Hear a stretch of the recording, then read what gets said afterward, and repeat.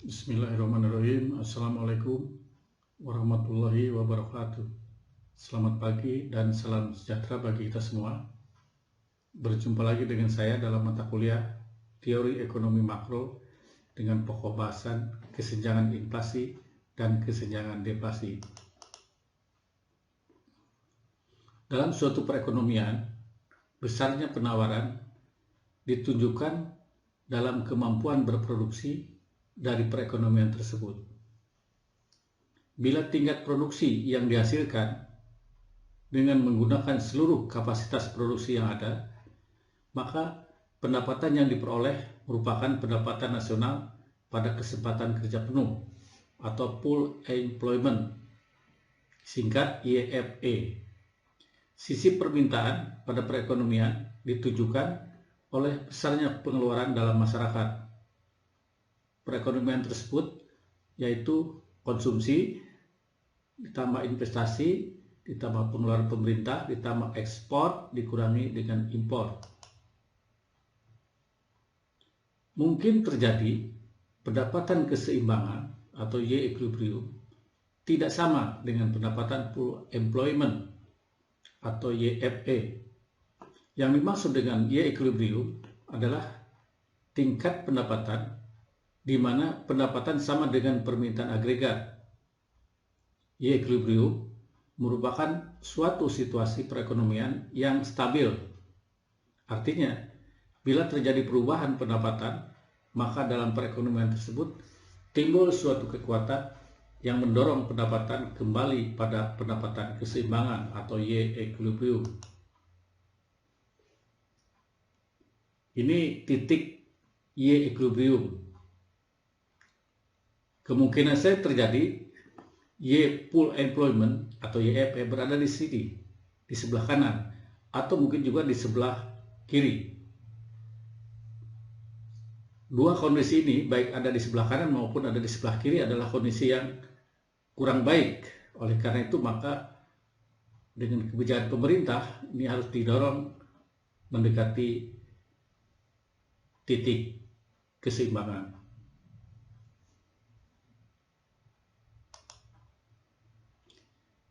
Bila pada tingkat pendapatan full employment, sementara permintaan agregat lebih kecil daripada penawaran agregat, maka pendapatan nasional atau Y cenderung akan turun. Dalam keadaan demikian, berarti perekonomian tersebut terjadi kesenjangan deflasi atau deflation gap.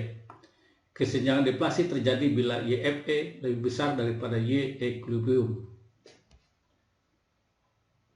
Pada tingkat full employment, YFE, permintaan agregat HFE. Sedangkan penawaran GYFE, kesenjangan terjadi sebesar GH.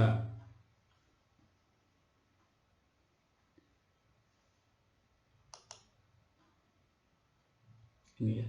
Jadi pada keadaan di mana YFE lebih besar daripada Y equilibrium di titik ini, katakan saja sebelah kanan, kita tarik ke atas, maka yang terjadi adalah agregat supply ini lebih besar daripada agregat demand, ya, sehingga terjadi gap GH ini, itu gap deflasi, ya. Sebaliknya, bila terjadi tingkat pendapatan full employment lebih besar daripada penawaran agregat, maka PN akan cenderung naik. Dalam keadaan ini perekonomian tersebut terjadi kesenjangan inflasi atau inflationary gap. Kesenjangan inflasi terjadi bila YFE lebih kecil daripada Y equilibrium. Ya. Jadi terjadi di sebelah kiri. Y equilibrium, sebelah kirinya sini ya, ini tarik ke atas, maka dari sini I ke YFE itu adalah agregat demand, sementara agregat supply-nya adalah titik C ini ke YFE, sehingga terjadi kesenjangan IJ ini sebesar ini ya, ini inflasi, gap inflasi.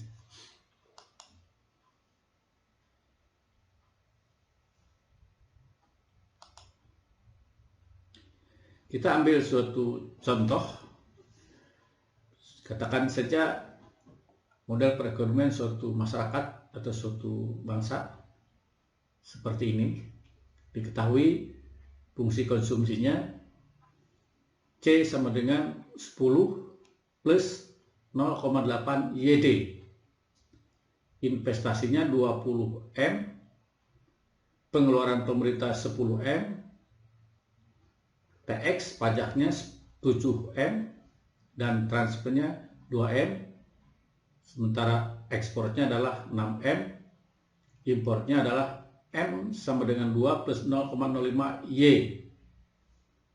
Dari model ini bisa kita simpulkan bahwa ini adalah model perekonomian 4 sektor, di mana importnya proporsional dengan pajaknya lamsam. Seperti kita tahu bahwa syarat keseimbangannya adalah Y sama dengan C plus I plus G plus kurung X minus M, kurung tutup ya. Diminta pertama A, apabila pendapatan pool employment sebesar 200 M, kesenjangan apa yang terjadi? B, bagaimana cara menghilangkan kesenjangan tersebut? Yang A, kita cari dulu pendapatan nasional keseimbangan atau Y equilibrium. Seperti kita tahu bahwa formulanya ini ya, syaratnya Y sama dengan C plus I plus G plus kurung buka X minus M. C-nya kita ganti dari sini ya. Ini plus I-nya 20, G-nya 10 kan, ekspornya 6, ini importnya adalah 2 plus 0,05 Y. Dari sini maka kita dapatkan Y sama dengan 44 plus 0,8 YD minus 0,05 Y. Nah, YD-nya adalah Y minus kurung buka TX plus TR kurung tutup ya. Jadi YD-nya sama dengan Y dikurangi 7, TX-nya 7, TR-nya 2. Sehingga ini minus kali plus jadi minus kan, sehingga YD sama dengan Y minus 5. Kita kembali ke persamaan ini awal ya. Maka YD-nya ini diganti dengan ini, disubstitusi. Maka akan kita dapatkan ini. Sehingga ini 44 plus 0,8 Y, 0,8 kali minus 5 berarti minus 4. Ini tetap 0,05 Y. 44 dikurangi 40 ya, 0,8 dikurangi 0,05 berarti 0,75 Y ya, sehingga ini dipindahkan ke sebelah kiri, maka Y sama dengan 0,75 Y sama dengan 40, jadi 1 dikurangi 0,75 sama dengan 0,25 sama dengan 40 kan, sehingga Y-nya adalah 160 miliar. Ini pendapatan nasional keseimbangannya 160 miliar. Kesimpulannya, Y equilibrium yaitu 160 tadi baru saja kita tahu lebih kecil daripada Y pool employment yaitu sebesar 200 M ya. Berarti perekonomian tersebut mengalami kesenjangan deflasi. Pada pendapatan pool employment 200 miliar, permintaan agregat atau agregat demand itu sama dengan C plus I plus G plus X dikurangi M ya. Ini konsumsinya diganti seperti tadi, langsung YD-nya diganti dengan ini ya. Maka diketemukan sebesar agregat demand-nya 40 plus 0,75 Y. Y-nya kita tahu, Y-nya adalah Y pool employment-nya adalah 200 ya. Sehingga ini diganti dengan angka 200, maka 40 plus 150 diketemukan agregat demand-nya adalah 190 miliar. Jadi diketahui bahwa pendapatan lebih besar daripada permintaan agregat yaitu 200, lebih besar daripada 190, sehingga terjadi kesenjangan deflasi sebesar 10M, ya. 200 dikurangi 190 berarti 10M. Jadi ini gambarnya. Ini Y equilibrium 160, ini Y full employment sebesar 200M, di mana agregat supply-nya sebesar 200 dan agregat demand-nya sebesar 190, sehingga terjadi kesenjangan deflasi sebesar ini, yaitu 200 dikurangi 160 berarti 10M kesenjangannya, kesenjangan deflasinya. B. Untuk menghilangkan kesenjangan deflasi, maka keseimbangan harus terjadi pada pool employment, yaitu Y equilibrium sama dengan YFA. Ini dapat dilakukan dengan cara menaikkan permintaan agregat. Perbedaan antara Y full employment dengan Y equilibrium sebesar 40 tadi kan, yaitu 200 dikurangi 160 berarti kan 40. Dapat dilakukan dengan cara pertama, investasi dinaikkan, kedua, pajak diturunkan, ketiga, pembayaran transfer dinaikkan, keempat, pengeluaran pemerintah dinaikkan. Yang pertama dulu adalah menghilangkan jenjang deflasi dengan cara menaikkan investasi. Angka pengganda investasi ini rumusnya ya. Jadi rumus atau formula angka pengganda investasi pada model perekonomian 4 sektor, di mana importnya proporsional, pajaknya lamsam, itu adalah ini ya, seperti yang pernah kita bicarakan sebelumnya. Sehingga dari sini bisa kita dapatkan ya, angka penggandanya sebesar 4. Delta Y-nya adalah 40 tadi kan, 200 dikurangi 160 sama dengan 40 kan. Maka delta Y per delta I sama dengan KI. KI itu angka investasinya, angka penggandanya, ini kita dapatkan 4. Sehingga 40 per delta I sebagai 4, maka delta I ini adalah 40 per 4 sama dengan 10 M. Artinya menaikkan investasi sebesar 10 miliar.